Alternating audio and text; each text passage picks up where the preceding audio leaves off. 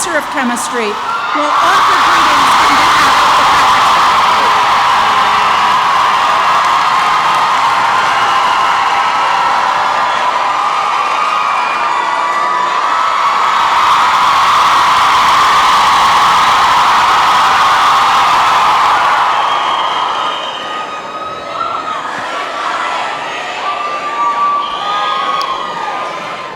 When I found out I would be giving the convocation address, I did what I think most of you would do. I posted this news on Facebook.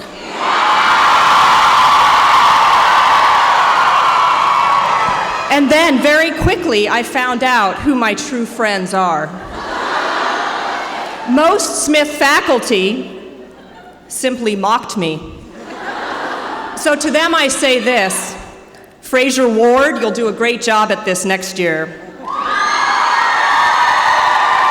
From the Smith staff, however, I received an outpouring of support and useful advice, and I want to share one piece of that advice with you from Stacy Hagenbaugh, director of the Lazarus Center for Career Development. She told me to tell you the following: look left, look right. Don't wear that to an interview.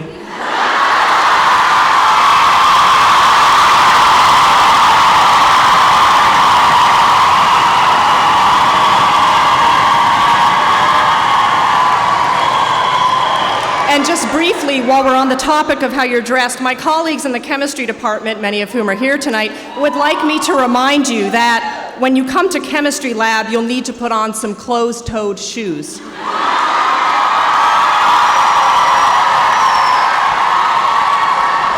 So back to Facebook. The most supportive messages I received came, of course, from Smith alums. And one alum in particular gave me a list of instructions for shout-outs that, if I followed them, would keep us here past the actual start of classes.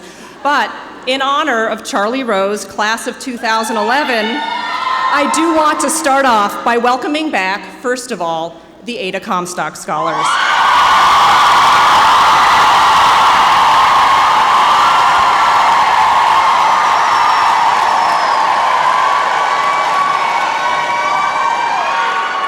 When I was done feeling sorry for myself on Facebook, I asked for some copies of past speeches, and I now will steal shamelessly from one of those. To quote Professor Susan Van Dyne, "When you're not here, Smith exists as a gorgeous set of buildings, outstanding faculty busy with our research, generous alums, a noble history, but we're a college waiting to happen until you get here," end quote.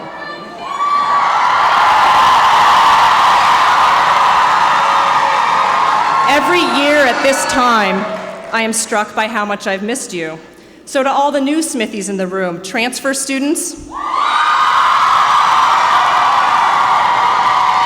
and the class of 2016,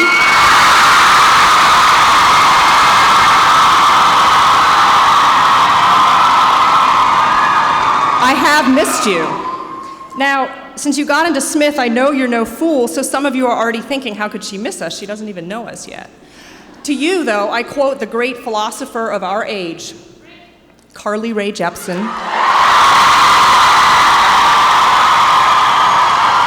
who says, "Before you came into my life, I missed you so bad."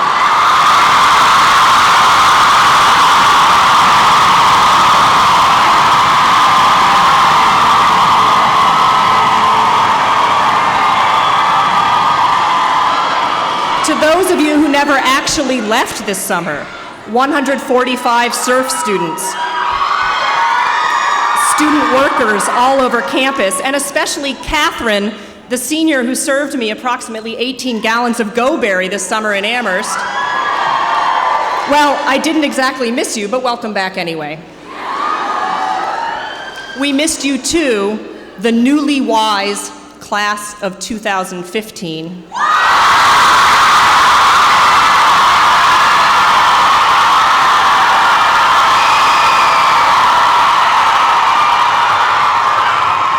And whether you're off exploring the world or simply exploring the world of opportunities here at Smith, welcome back to the class of 2014.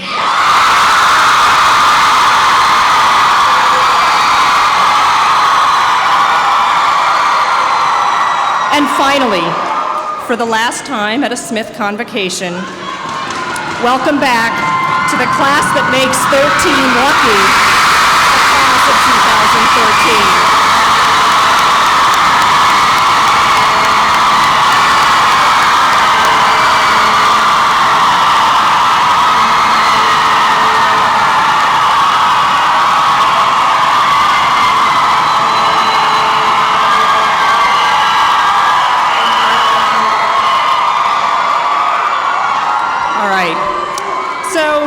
In her speech, SVD suggested that the faculty spend our summers working on research, and that's largely true. So as I mulled this over during the summer, I decided that tonight I would talk about the chemistry of silicon surfaces. Just kidding. But tonight, I do want to talk about something else I spent a lot of time doing this summer, watching the Olympics.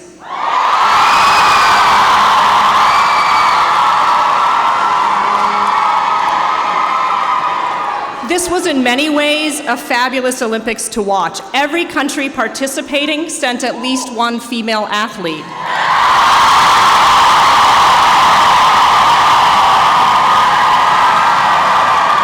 Saudi Arabia sent its first ever female competitor, Sarah Attire,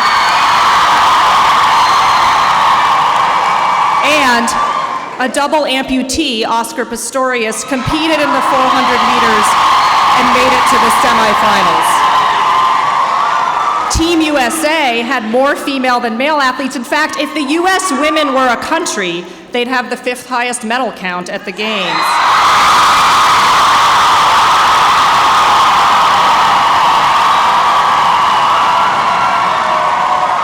And the Spice Girls reunited.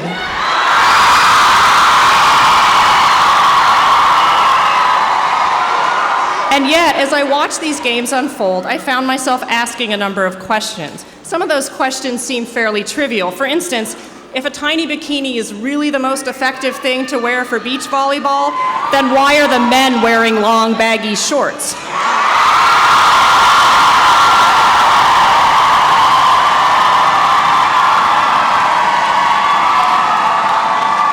And some of these questions don't really seem that trivial at all, and I'm going to share 3 of them with you tonight.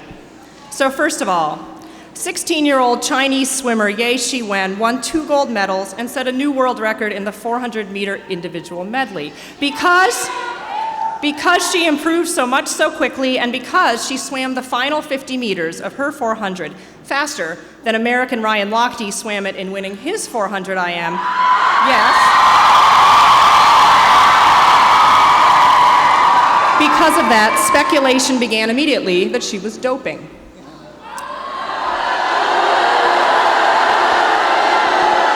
In 1988, a 16-year-old American swimmer named Janet Evans burst onto the Olympic scene in similar fashion, winning 3 gold medals in distance swimming. And at those Olympics, in the 400-meter freestyle, Janet Evans set a world record that lasted for 18 years. But no widespread accusations of doping followed Janet Evans. So how much of Ye Shiwen's treatment in the US and European media had to do with her being Chinese? And how much had to do with our collective inability to process the perfectly rational idea that for one small part of a long race, the best woman might swim faster than the best man?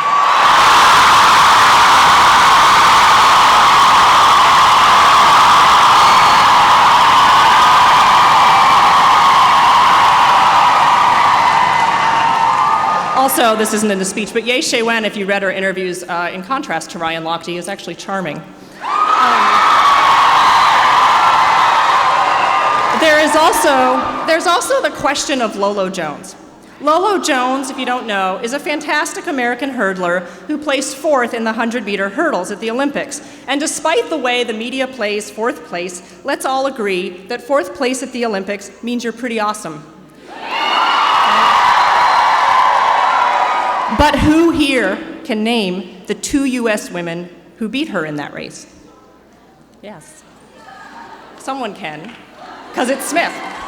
They are Dawn Harper, who took silver, and Kelly Wells, who took bronze. It's not your fault if you can't name them, because the media pretty much ignored them in the entire year leading up to the Olympics, despite the fact that Dawn Harper was the reigning Olympic champion and they both beat Lolo in the Olympic trials as well. I am hardly the first person to point out that one of the main differences between these women is the way they look. Lolo Jones, who identifies as mixed race, has long, straight, blondish hair, light skin, and a slim build. Dawn Harper and Kelly Wells are dark-skinned African-American women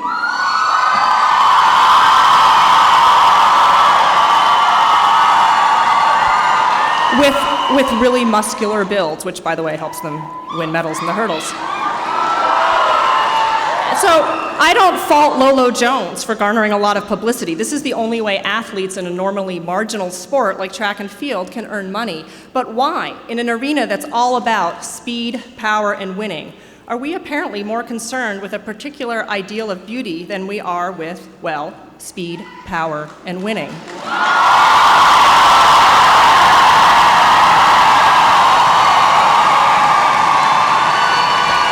My final question is a really simple one. Why, in 2012, are women still competing in the heptathlon? For those of you who aren't track junkies, the Decathlon is a series of 10 track and field events for men. The winner of the Olympic decathlon is sometimes called the greatest athlete in the world. And before he got sucked into the vortex of truly awful reality television, Bruce Jenner, aka Mr. Kardashian, held that title. But women compete instead in the heptathlon, which is only 7 events. It used to seem obvious why, right? The decathlon includes pole vault, and women can't do pole vault. Only actually they can, and they do, even at the Olympics. In fact, I know that women can do pole vault because Etta Grover Silva, Smith class of 2010, was a 4-time All-American in the pole vault.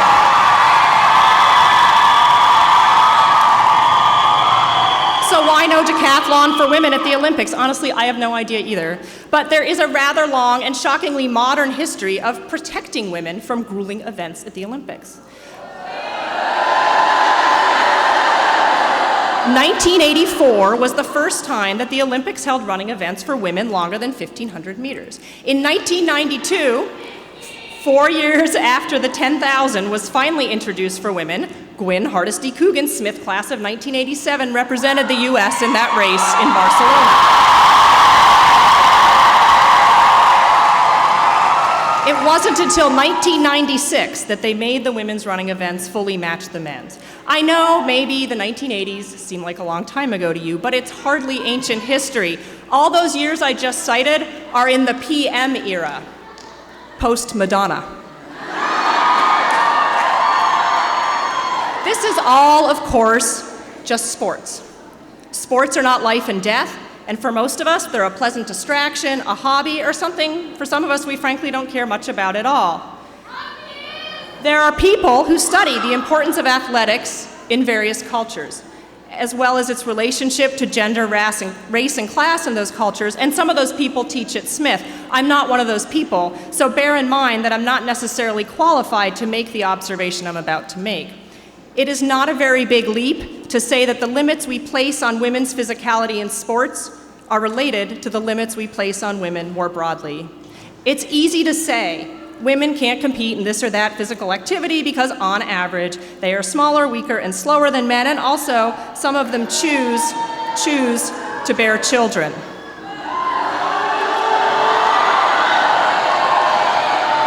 It's easy to celebrate powerful women as long as they fit some non-threatening mold of femininity. It's also easy to apply different standards of trust to people from cultures we don't think we understand as well as our own. But this is Smith, and we don't really do easy.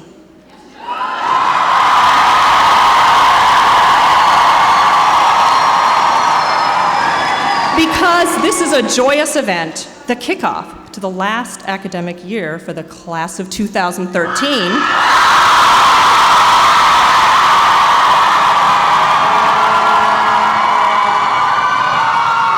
I want to leave you with some hope. I shared my observations with a friend of mine who coaches both men and women, expressing my disbelief that change could be so slow.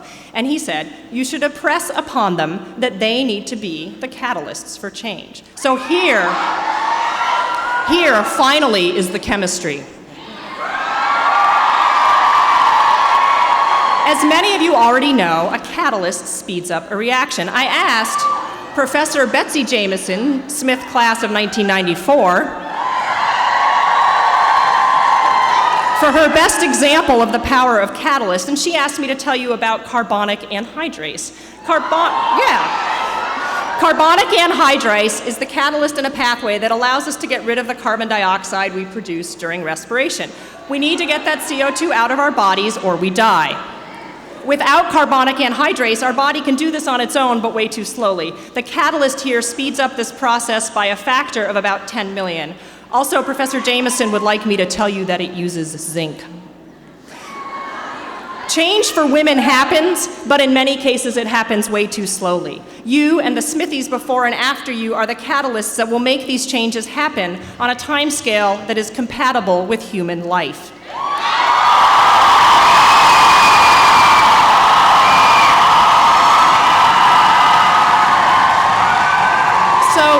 So how do you go about preparing to be that catalyst? Well, here's where I tell you how improving your writing skills will make you a better social activist, how better quantitative skills will allow you to shoot down arguments about alleged difference in ability, and how the other 16 capacities in the Smith Design for Learning are all essential tools for this work. And they are, but that's not what I'm going to do. That's what your advisor does.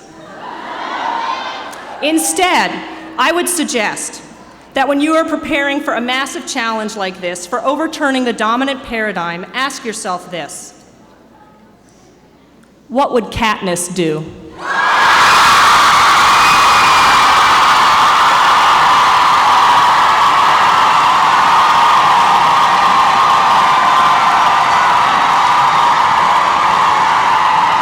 For those of you who haven't read The Hunger Games yet, my apologies, but the point I will make is still relevant, and here it is. Katniss succeeded not only because she is utterly kick-ass, but because she chose her allies wisely. Katniss did not really go about picking the most skillful allies. She didn't join the careers, and you shouldn't either, but they're sort of easy to avoid because they all go to Amherst.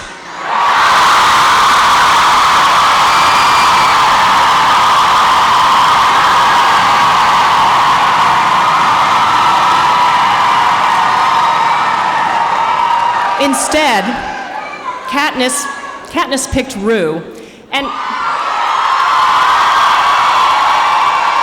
she also picked PETA, but that was more about the book's need to have a heteronormative love story. Rue was no slouch herself, but mostly what she did for Katniss was to sustain her. She sustained Katniss emotionally when she was alive, and after Rue died, her memory drove Katniss to choose the more difficult path and to risk everything. Here at Smith, you have already chosen wisely. You are surrounded by allies. They